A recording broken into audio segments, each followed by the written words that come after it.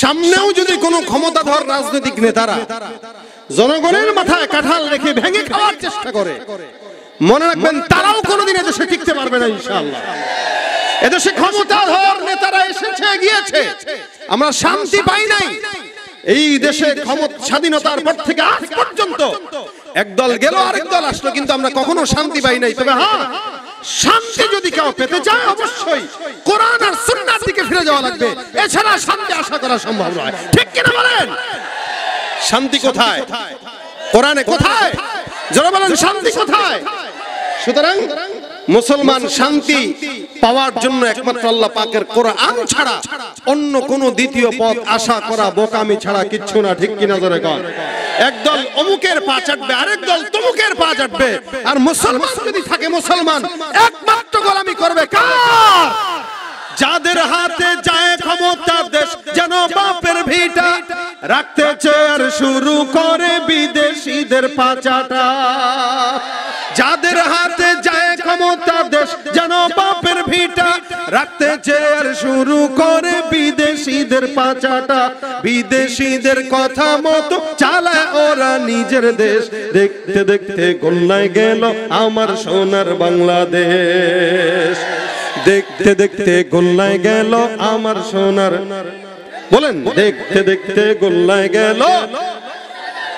একে একে শেষ করেছি সবার দেখা হইল শেষ, দেখতে দেখতে গোল্লায় গেল আমার সোনার বাংলাদেশ। দেখতে দেখতে গোল্লায় গেল আমার সোনার বাংলাদেশ। কেউ দিল না সবাই নিল, আমরা যে কলুর বলদ, সারা বছর নেয় না খবর, নির্বাচনে খুব দরদ। কেউ দিল না সবাই নিল, আমরা যে কলুর বলদ, সারা বছর নেয় না খবর, নির্বাচনে খুব দরদ। নির্বাচনের আগে নেতা ধরে কত রকম বেশ, নির্বাচনের আগে নেতা ধরে কত রকম বেশ।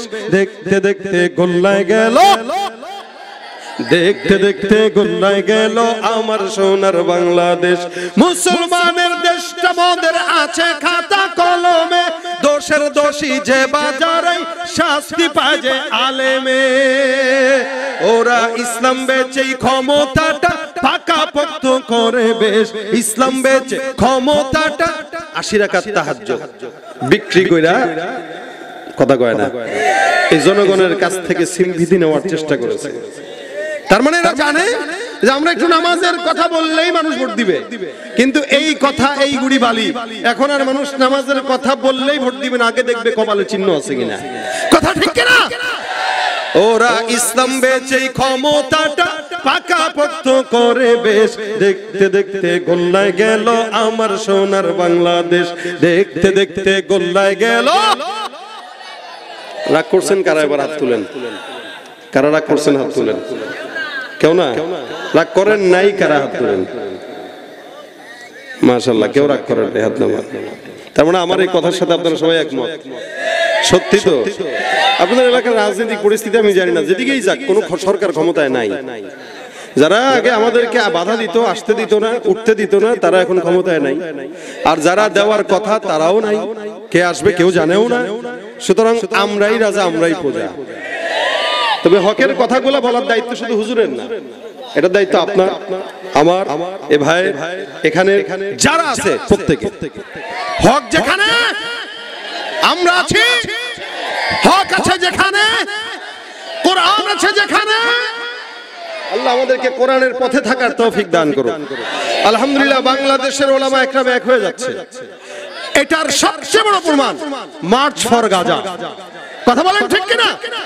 বাংলাদেশের সমস্ত মানুষ দল মত নির্বিশেষে ফিলিস্তিন ইস্যুতে যেহেতু এক হয়েছে, প্রত্যেকটা ইস্যুতে বাংলাদেশের সব ওলামা একরাম এক হয়ে যাবে ইনশাআল্লাহ। এজন্য আগামীর বাংলাদেশ যদি ইসলামের বাংলাদেশ করতে চান, কোন দল মত নয়, নির্বিশেষে মুসলমানরা একজোট হয়ে যান, ইনশাআল্লাহ আল্লাহ পাক মুসলমানদেরকে বিজয় দান করবেন। আবারও আমাদের পার্শ্ববর্তী দেশে ওয়াকফ আইন পাশ করেছে, এটা নিয়ে ওখানেও চলছে হাঙ্গামা। ইনশাআল্লাহ প্রয়োজন যদি হয় বাংলার সমস্ত জনগণ একসঙ্গে হয়ে ওই অভিমুখে ইনশাআল্লাহ মার্চ ফর ওই এলাকার নাম যুক্ত হয়ে যাবে। কথা বলেন ঠিক কিনা? আল্লাহ আমাদেরকে এক এবং নেক বানায় দেখ, বলেন আমিন। ভাইরা আমার, আমরা আল্লাহ পাক রব্বুল আলামিনের দেয়া জিন্দেগিতে আল্লাহর গোলামি করব, এটাই স্বাভাবিক। আল্লাহ পাকের গোলামির জন্য সবচেয়ে বড় যে আমল, আমি আপনাদের সামনে ওইটা নিয়ে কিছু কথা একটা আয়াতে কারিমা তেলাওয়াত করেছি। আল্লাহ পাকের গোলামির জন্য সবচেয়ে বড় যে কাজ, ওই কথা আল্লাহ পাক কোরআনে বলেন।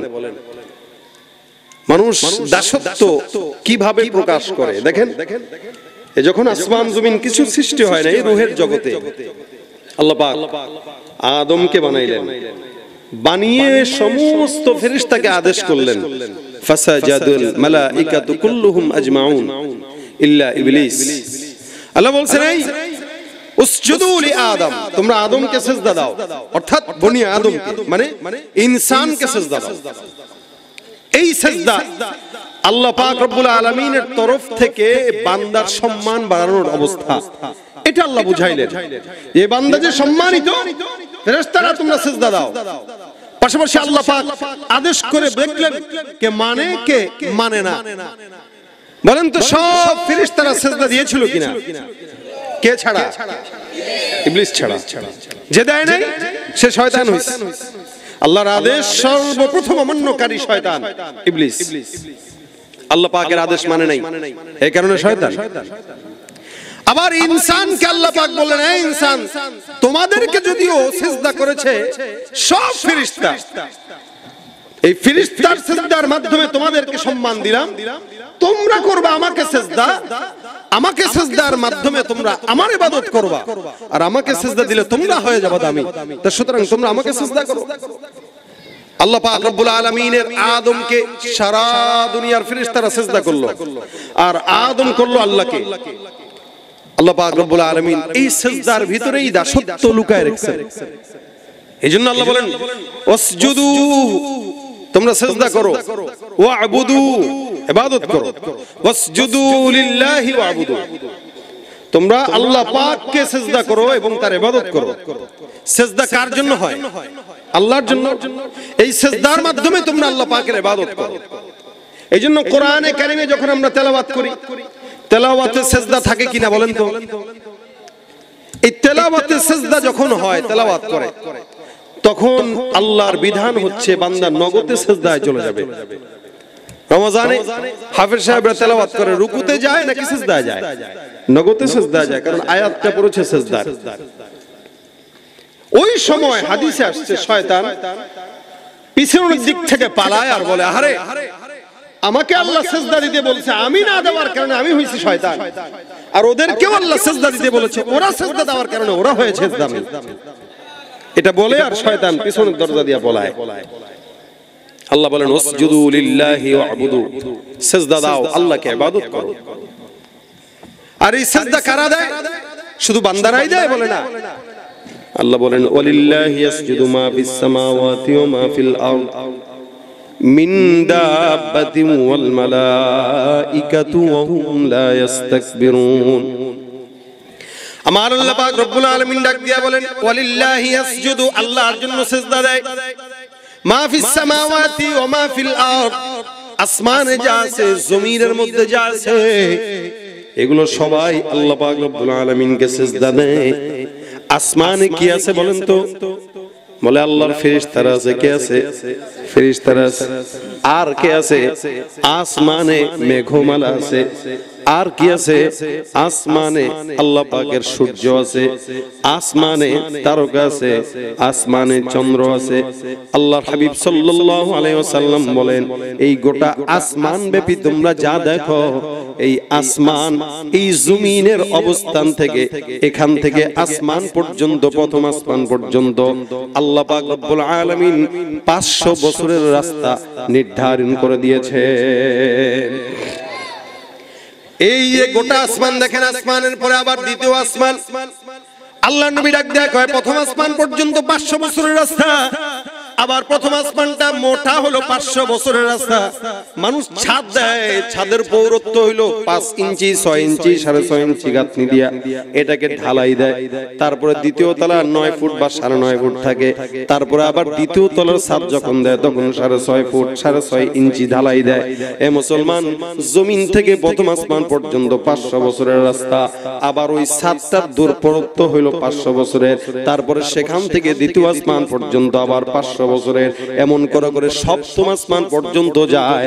আল্লাহর নবী বলেন তার উপরে কিছু সীমান্তের বড়ই গাছ আছে, আবার কিছু মাছের কথাও বর্ণনা আছে, কিছু আল্লাহ পাক রব্বুল আলামিনের ওই জায়গাটায় কিছু বকরির কথা বর্ণনা আছে, তারপরে আরশ আছে, তারপরে কুরসি আছে। আল্লাহর কুরসিটা যে 8 জন ফেরেশতা বহন করে, নবী করিম সাল্লাল্লাহু আলাইহি ওয়াসাল্লাম বলেন ওই একজন ফেরেশতার কানের লতি থেকে কাঁধ পর্যন্ত 500 বছরের রাস্তার দূরত্ব। এই যে বিশাল কিছু বর্ণনা করলাম, এগুলো স্বাভাবিকভাবে ছোট্ট আকারে বর্ণনা করে দিলাম। আসমানের উপরে যা যা আছে কল্পনাও করতে পারবেন না, মানুষের ধারণার বাইরে। এ মুসলমান নবীর উম্মত, আল্লাহ নবী ডাক দেয়া কয় যে যত আসমানের কথা বললাম, সমস্ত আসমান জুড়ে 4 আঙ্গুল পরিমাণে, যে 4 আঙ্গুল পরিমাণ জায়গা খালি নাই, যেই জায়গাতে আল্লাহর ফেরেশতারা আল্লাহর সিজদায় নত নাই। সুবহানাল্লাহ। গোটা আসমান আর জমিন, আসমানের ভিতরে সপ্ত আসমান যতটুকু যায়, এই গোটা আসমানের ভিতরে 4 আঙ্গুল পরিমাণ জায়গা খালি নাই যেখানে আল্লাহর ফেরেশতারা আল্লাহকে সিজদা দেয় নাই। অর্থাৎ যত জায়গা আছে সব জায়গা আল্লাহর ফেরেশতা ওরা আল্লাহকে সিজদা দেয়। চন্দ্ররা আল্লাহকে সিজদা দেয়, তারকারা যে আল্লাহকে সিজদা দেয়, সূর্যরা আল্লাহকে সিজদা দেয়। শুধু তাই নয়, আল্লাহ পাক রব্বুল আলামিনের ওই ফেরেশতারা আল্লাহর সিজদা দিয়া তাসবিহ আর তাহলিলের মধ্যে ব্যস্ত থাকে। সাহাবা একরাম ডাক দিয়া কয়, ইয়া রাসূলুল্লাহ, আল্লাহর ফেরেশতারা কি খায় তারা পেট ভরে? নবী আমার ডাক দিয়া কয়, শুনো, আল্লাহর সব ফেরেশতারা বেশি বেশি আল্লাহর তাসবিহ তাহলিল করার কারণে আল্লাহ পাক তাদের ওই জিকিরের মাধ্যমে তাদের পেটের ক্ষুধা নিবারণ করে দেয়। ভাইরা আমার, দেখেন আল্লাহর ফেরেশতাদের তো খাবার দাবার নাই, ঘুম নাই, কিচ্ছু নাই, শুধু আল্লাহর সিজদায় মগ্ন আর তাসবিহ তাহলিলে মগ্ন। আবার এদিক দিয়ে বলে মাফিস সামাওয়াতি ওয়া মাফিল আরদ, জমিনের মধ্যে যা আছে দেখো, জমিনের নিচে আল্লাহ পাক রব্বুল আলামিন কত কিছু রেখে দিয়েছেন। সমুদ্রে মাছ দিয়েছেন, আবার জঙ্গলার হরিণ দিয়েছেন, আকাশে পাখি ওড়ে, জমিনে পাখি আছে। বলে আসমানে যত কিছু আছে, জমিনে যত কিছু আছে। আমার আল্লাহ ডাক দেয়া কয়, আসমানে জমিনে যা কিছু আছে এগুলো তোমরা গুণে সারতে পারবা না। আল্লাহ ডাক দিয়া বলে, ওয়া ইন তাউদ্দু নি'মাতাল্লাহি লা তুহসুহা। এত এত নিয়ামত আমি আল্লাহ পাক রব্বুল আলামিন দান করলাম হে আমার বান্দা। জমিন আর আসমানে এত নিয়ামত কেউ কোনোদিন কল্পনাও করতে পারবে না, গণনাও করতে পারবে না। সব কিছু আল্লাহকে সিজদা দেয়। আল্লাহ ডাক দেয়া কয়, এরা যে আমি আল্লাহকে সিজদা দেয়, এরা একটা সেকেন্ডের জন্য কোনোদিন আমি আল্লাহকে সিজদা দিতে যায় একটা সেকেন্ডের জন্য কোনোদিন অহংকার করে না। আর জমিনের বান্দা আল্লাহকে সিজদা দিতে পারে না, যার কারণে মসজিদে কাতারে কাতারে লাইনে লাইনে চেয়ার আর চেয়ারের ধুম দেখা যায়। চেয়ারে বসে নামাজ পড়ে, সিজদা দিতে কষ্ট হয়। ভাইরা আমার, দেখেন আল্লাহ পাক রব্বুল আলামিন বলে, এরা সবাই আমি আল্লাহকে সিজদা দেয়, এরা অহংকার করে না। নবী করিম সাল্লাল্লাহু আলাইহি ওয়াসাল্লাম ডাক দিয়া কয়, আকরাবু মা ইয়াকুনুল আবদু মির রাব্বিহি ওয়া হুয়া সাজিদ। হে বান্দা, আল্লাহর সঙ্গে কোন বান্দার যদি সম্পর্ক গাঢ় করতে চাও, নিকটবর্তী হতে চাও, সবচেয়ে বড় আমল হলো সিজদা। একটা বান্দা তার মালিকের সঙ্গে সম্পর্ক গাঢ় করার জন্য সবচেয়ে বড় আমল কি, জোরে বলেন? সিজদা। বান্দা যত বেশি সিজদা দেয় তত বেশি আমার মাওলা পাকের নিকটবর্তী হয়ে যায়। এই কারণে আল্লাহ পাক রব্বুল আলামিন কোরআনে বলেন, উসজুদু ওয়াকতারিব, বান্দা সিজদা দাও আর আমি আল্লাহর নিকটবর্তী হও। যে বান্দা যত বেশি সিজদা দেয় ওই বান্দা তত বেশি আল্লাহর নিকটবর্তী হয়। এ মুসলমান নবীর উম্মতের দল, বর্তমান সময়ে মানুষ আল্লাহর কদমে সিজদা না দিয়া মাজারে যায় যায় সোজা বাবার দরবারে সিজদা দেয়। আর ওই সিজদারে কয় তাজিমি সিজদা। মনে রাখবেন, তাজিমি সিজদা বলতে কিচ্ছু নাই। সিজদা শুধুমাত্র কার জন্য? ভাইরা আমার, আল্লাহর জন্য। এই কারণে আল্লাহ বলেন, নিশ্চয়ই আমার নামাজ ইন্না সলাতি ওয়া নুসুকি ওয়া মাহইয়ায়া ওয়া মামাতি লিল্লাহি রাব্বিল আলামিন। আমার আল্লাহ ডাক দিয়া কয় আমার নামাজ, আমার কুরবানি, আমার হায়াত, আমার মত, যা কিছু নজর আছে, যা ইবাদত আছে, যা বندگی আছে, সবকিছু একমাত্র কার জন্য? বলে আল্লাহর জন্য। এ মুসলমান, সেজদা বান্দা কোর মাধ্যমে দেয়? কিসের মাধ্যমে দেয়? বলে সেজদা শুধুমাত্র বান্দা আল্লাহকে নামাজের মাধ্যমেই দেয়। এছাড়াও কখনো কখনো বান্দা শুকরিয়ার সেজদা দেয়, কখনো কখনো বান্দা তেলাওয়াতের সেজদা দেয়। আল্লাহ পাকের কাছে যে যত বেশি সেজদা দিবে সে তত বেশি নিকটবর্তী হবে। এই কারণে আমার আল্লাহ ডাক দেয়া কয় বান্দা সেজদা যদি দাও, অর্থাৎ নামাজ যদি বেশি পড়ো, ইন্নাস সালাতা তানহা আনিল ফাহশাই ওয়াল মুনকার, নামাজ এমন একটা ইবাদত যে ইবাদতটা বান্দার ইচ্ছা অনিচ্ছা যাবতীয় গুনাহ আছে সমস্ত গুনাহ থেকে ওই বান্দাকে নামাজ আর সেজদা বান্দারে হেফাজত করে। সুবহানাল্লাহ। বলেন তো এখানে যারা আছে, নামাজ আমার জন্য একা ফরজ নাকি আপনাদের জন্য? সবার জন্য, মুরব্বিদের জন্য, মায়েদের জন্য, এলাকার মানুষের জন্য, জিনেদার মানুষের জন্য, যশোরের মানুষের জন্য, Bangladesh, America, London, Europe, Bharat, India, Delhi, Pakistan, যা বলেন প্রত্যেকটা মুসলমানের জন্য নামাজ ফরজ। এই কারণে নবী করিম সাল্লাল্লাহু আলাইহি ওয়াসাল্লাম বলেন আউয়ালু মা ইউহাসাবু বিহিল আবদু ইয়াউমাল কিয়ামাতিস সালাহ, কিয়ামতের ময়দানে বান্দা যে মাহফিল করছে এটার হিসাব আল্লাহ আগে নিবে না, বান্দা যে বয়ান করছে এটার হিসাব আল্লাহ পাক আগে নিবে না, বান্দা যে দান করেছে ওটার হিসাব আল্লাহ পাক আগে নিবে না। আমার নবী বলেন সর্বপ্রথম দেখবে বান্দার নামাজ ঠিক আছে কিনা। কারণ আমার নবী অন্য হাদিসে ডাক দিয়া কয় যার নামাজ নাই তার ঈমান থাকতে পারে না। তার মানে নামাজ অত্যন্ত একটা গুরুত্বপূর্ণ বিষয় ইসলামের। শুধু গুরুত্বই নয়, বুনিয়াল ইসলামু আলা খামসিন শাহাদাতি আল্লা ইলাহা ইল্লাল্লাহ ওয়া আন্না মুহাম্মাদুর রাসূলুল্লাহ, ইকামাতিস সালাহ। আমার নবী ডাক দেয়া কয় ইসলামের স্তম্ভ পাঁচটা, এর মধ্যে এক নম্বর হলো কালিমা লা ইলাহা ইল্লাল্লাহ মুহাম্মাদুর রাসূলুল্লাহ। এটা যদি কেউ পাঠ করে ওই বান্দার জন্য ঈমানের পর, কালেমার পর 2 নম্বর কাজ হলো নামাজ। সাহাবায়ে কেরাম আরজ করলেন ইয়া রাসূলুল্লাহ, আমরা তো ঈমানদার হয়ে গেলাম, মুসলমান হয়ে গেলাম, এখন আমার জন্য কোন কাজটা দরকার? আমার নবী ডাক দেয়া কইতেন ঈমানদার যেহেতু হয়ে গেছে, এখন তোমার জন্য নামাজ প্রতিষ্ঠা করা দরকার। অর্থাৎ তুমি যাও নামাজ প্রতিষ্ঠা করো, নামাজ নিজেও আদায় করো, সমাজে অন্যকেও আদায় করতে বলো। আমাদের বাংলাদেশে নামাজ আদায় আছে লেকিন প্রতিষ্ঠা নাই। আল্লাহ পাক কোরআনে এত জায়গায় নামাজের কথা বললেন, একটা জায়গায় আদায়ের কথা বলেন নাই, প্রতিষ্ঠার কথা বলেছেন। আদায় এক জিনিস, প্রতিষ্ঠা এক জিনিস। আদায় আমাদের দেশে সবাই কম বেশি করে, কিন্তু প্রতিষ্ঠা নাই। আদায় মানে কি? ঘরে নিজের বাবা নামাজ আদায় করে কিন্তু সন্তান নামাজ পড়ে না, এটার দিকে নজর নাই। বিবি নামাজ পড়ে না, স্বামী নামাজ আদায় করে, এটার নাম হলো আদায়। আর প্রতিষ্ঠা হলো আমিও পড়বো, এলাকার মানুষ পড়বে, আমার ভাই পড়বে, বিবি পড়বে, সন্তান পড়বে, মা পড়বে, বাবা পড়বে। বাংলাদেশের নামাজ যদি প্রতিষ্ঠা থাকতো, এদেশের সরকার প্রধান থেকে মন্ত্রী পরিষদ, এমপি পরিষদ, সংসদের অধিবেশন বন্ধ করে নামাজের মধ্যে দাঁড়িয়ে যেত। কিন্তু এদেশে নামাজ প্রতিষ্ঠা নাই, যার কারণে আদায় আছে, প্রতিষ্ঠা হয় না। বাবা নামাজ পড়তেছে, সন্তানের 30 বছর বয়স, নাক ডেকে ঘুমাইতেছে, ডাকতে গেলে মা কথা বাচ্চা মানুষ ঘুমাইছে মাত্র একটু আগে। একটু আগে কি করছে? মোবাইল টিপছে সারা রাত, সারা রাত মোবাইল টিপতে পারলো। 10 মিনিট আগে শয়তান এসে বলতেছে ভাই পাটা টিপলাম, তুই ঘুমা, নামাজ দরকার নেই। হয় কিনা? আরে এই দেশে ফজরের নামাজের দিকে তাকাইলে মনে হয় সব নাস্তিক ভরা, নামাজের দিকে তাকাইলে মনে হয় সব ইমানদার আর ইমানদার। কথাটা বুঝেন নাই? 5 তলা মসজিদ পর্যন্ত জুমার নামাজে ভরে যায়, আর ফজরের নামাজে যায় দেখবেন 5 জন মুসল্লি খুঁজে পাওয়া যায় না। তুমি রমজান এলে রাখো না রোজা, দিনকে করো আঘাত, পয়সা কড়ির নেই তো অভাব, দাও না তো যাকাত। ঠিক না? তুমি রমজান এলে রাখো না রোজা, দিনকে করো আঘাত, পয়সা কড়ির নেই তো অভাব, দাও না তো যাকাত। তুমি ইমানদারির বড়াই করো, নেই তোমার ঈমান, তুমি ইমানদারির বড়াই করো, নেই তোমার ঈমান। তুমি কেমন মুসলমান, তুমি কেমন মুসলমান?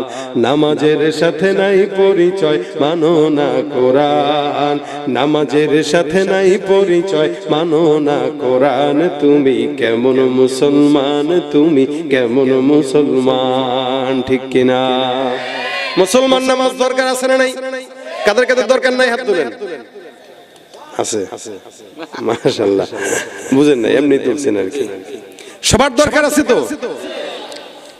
60 বছর থেকে নামাজের তাগিদ দান সন্তানকে এটা রাসূলের আদেশ 10 বছর হয়ে গেছে এখন নামাজের জন্য না পড়লে প্রহার করে যদিও তার উপরে ফরজ হয় না কারণ সে বালেগী হয় নাই কিন্তু প্রহারটা কেন করতে বলছে ও এখান থেকেই শিখবে আমাদের দেশে তো বাচ্চাদেরকে মসজিদে গেলে একদল আছে ধমক দিয়ে পাঠায় দেয় আসেনি আরে বাপ রে বাপ ধমক দিয়ে পাঠায় এই বাচ্চা কাচ্চা কি লাগা মসজিদে আনছেন আরে ভাই তো বাচ্চারা মসজিদে নিবে নাকি মন্দিরে নিবে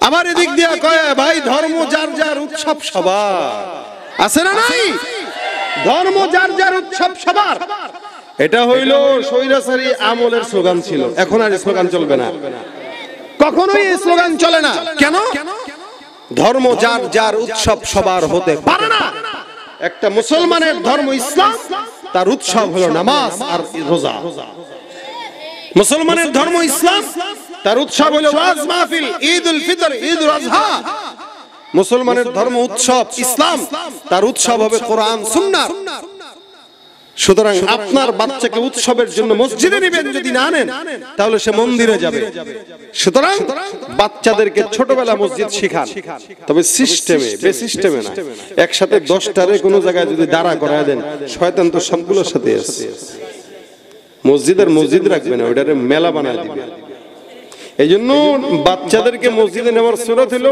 ফাঁকে ফাঁকে দাঁড় করানো তাহলে দুষ্টামি করতে পারে না নয়তো একটা একটারে খোঁচায় মারে ঠুয়া দেয় আরেকজনের নামাজ ডিস্টার্ব করে ভাইরা আমার এই কারণে নামাজ প্রত্যেকটা মানুষের বাচ্চাদেরকে 7 বছর থেকে শিখাই দিবেন কারণ নামাজ বান্দার সমস্ত গুনাহ থেকে বান্দারে হেফাজত করে ইচ্ছাকৃত গুনাহ থেকে বাঁচায় অনিচ্ছাকৃত গুনাহ থেকে বাঁচায় বলছেন কে কেন আপনি কেমন হুজুর এটা তো আল্লাহর কথা কিন্তু আমরা তো এলাকায় এটা দেখি না আমরা কি দেখি নামাজ পড়তেছে মসজিদ থেকে বের হয়ে সিগারেট ধরায় ফেলছে নামাজ পড়তেছে এলাকার ভিতরে সে চিহ্নিত সুদখোর ব্যবসা করে সুদের আছে নামাজও পড়ে সুদের ব্যবসাও করে না নামাজও পড়ে ঘুষের টাকা খায় সিগনেচার ঘুষ ছাড়া দেয়ই না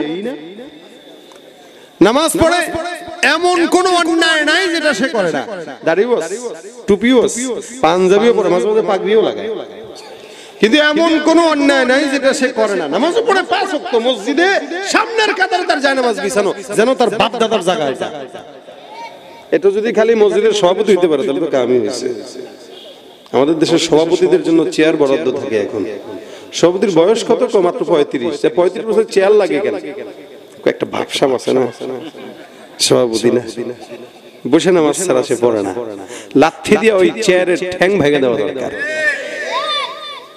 সারাদিন এলাকায় ফুটবল লিগ ঠিক কি কি আছে খেলা ওগুলাই খেলে বেড়ায় ওই ফুটবল ক্লাব ওই ক্রিকেট ক্লাব হ্যান্ড ক্লাব ত্যান ক্লাব সারাদিন ছোট কোম্পানির মতো ঘুরে বেড়ায় মসজিদে আসলে বাইরে ভাই ব্যথা ওরে পিটা ব্যথা আরো বাড়ানো দরকার আল্লাহর সামনে ফাইজদামি এই জন্য নামাজ হয় না এজন্য আল্লাহ কিছু কিছু নামাজীদের ব্যাপারে বদদুয়া করেছেন ফাওয়াইলুল লিল মুসাল্লিন আল্লাযীনা হুম আন সালাতিহিম সাহুন আল্লাযীনা হুম ইউরাউনা ওয়া ইয়ামনাউনাল মাউন আরেক দিকে আল্লাহ পাক ডাক দিয়া কয় বান্দারা যদিও নামাজীরা নামাজ আদায় করবে নামাজ বান্দার জান্নাতের জন্য সাক্ষী দান করবে ইন্না সালাতাল ফজরি কানা মাশহুদা আল্লাহ পাক রব্বুল আলামিন বলেন মিনাল লাইলি ফাতাহাজ্জাদ বিহি নাফিলাতাল লাক আসা আন ইয়াবআসাকা রাব্বুকা মাকামান মাহমুদা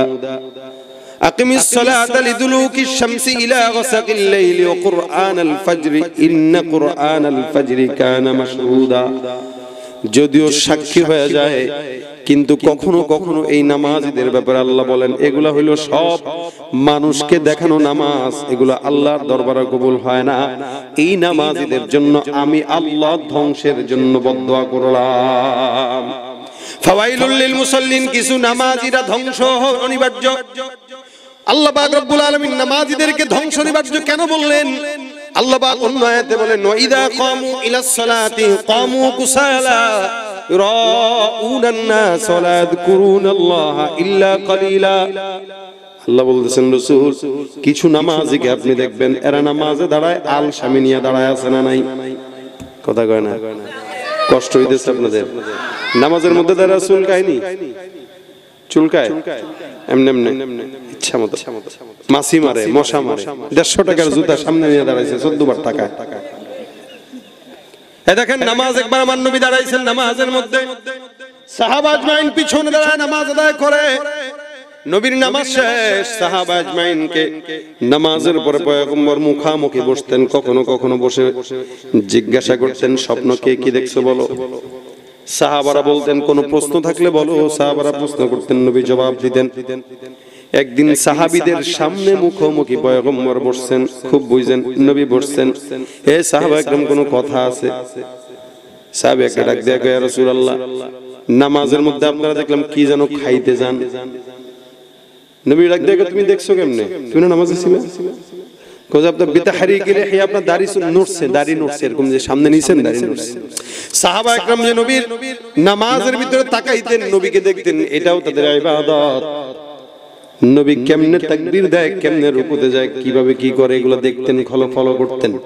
কখনো কখনো আল্লাহ নবী ডাক দেয়া কয়, আমি যখন নামাজের মধ্যে সামনে বাড়তে দেখছো, আল্লাহর কসম তেলাওয়াত যখন আমি নামাজের মধ্যে করতেছি না, নামাজে তেলাওয়াতরত অবস্থায় খুশু খুজু এমন পর্যায়ে ছিল, আমার আল্লাহ পাক নামাজের মধ্যে জান্নাতের নিয়ামত আঙ্গুরের থোকা আমি রাসূলের চোখের সামনে তুলে ধরেছেন।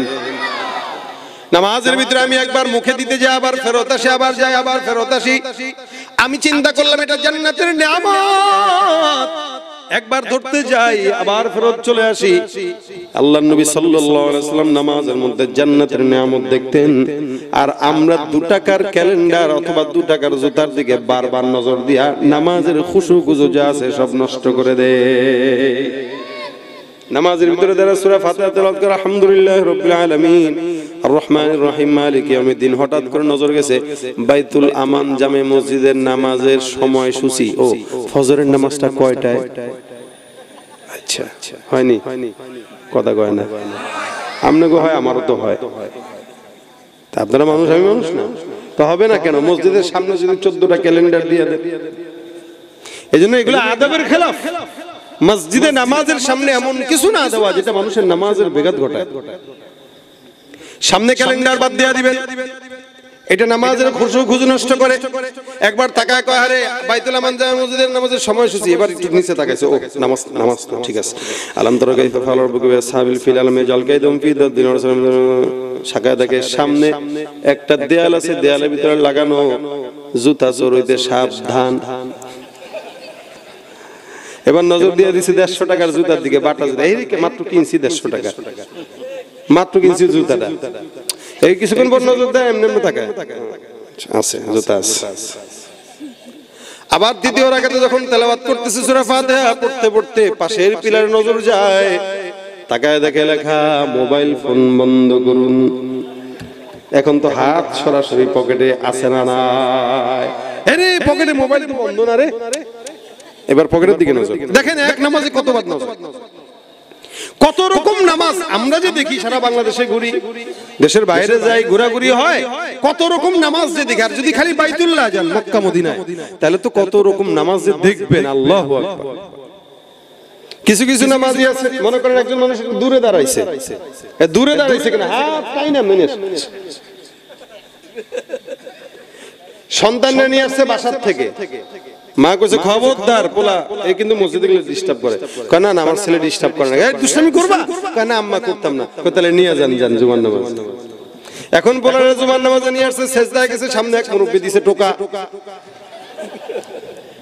পোলা বানের কাম না। বাবা তো এটা দেখছে, দেখে মেজাজ গরম হয়ে গেছে। এখন এটা কেমনে সামলাবে নামাজের ভিতরে? এবারে হ্যাঁ দিয়া হাত হইছে নি, হয় কি না এগুলো? আচ্ছা আছে কইছে নামাজে না? এক নামাজে যদি আপনার 14 দিকে নজর যায়, আপনি প্রেম করতেছেন কার সাথে এটা তাকে বুঝতে হবে। আপনি আপনার বিবির সাথে বাসর রাতে খুব গল্প করতেছেন, ওদিক দিয়ে খালি মোবাইল আসতেছে আর ফোনে কথা কইতে, আপনার বিবি কইব ধুত, আপনি আপনার ফোন নিয়ে থাকেন, আমি গেলাম, হবে নি? আপনি নতুন বিয়ে করছেন, প্রেম করবেন চমায়া, এখন প্রেম প্রীতির কথা শুনলে যুবকদের মাথা যায় খালি আরেক বেটার বেটির দিকে, নজর জরিনার দিকে, কারণ বিয়ে করে না সময় মতো, অকাম করে। এখন সময় মতো বিয়ে, কথা হলো এটা, আপনি প্রেম যখন করবেন হালাল, বিবির সাথে মহব্বত করতেছেন, মাঝখানে ও আরেকজনের অংশীদার পছন্দ করে না, সেখানে আল্লাহ পাকের নামাজের মতো একটা ইবাদতে দাঁড়ায়া একবার জুতা, একবার ক্যালেন্ডার, একবার অমুক, একবার সেদিক, আল্লাহ কি পছন্দ করবে? আল্লাহ কয় ফাওয়াইলুল লিল মুসাল্লিন। সুতরাং এই টাইপের নামাজ যারা পড়ে এগুলার ধ্বংস ধ্বংস ধ্বংস।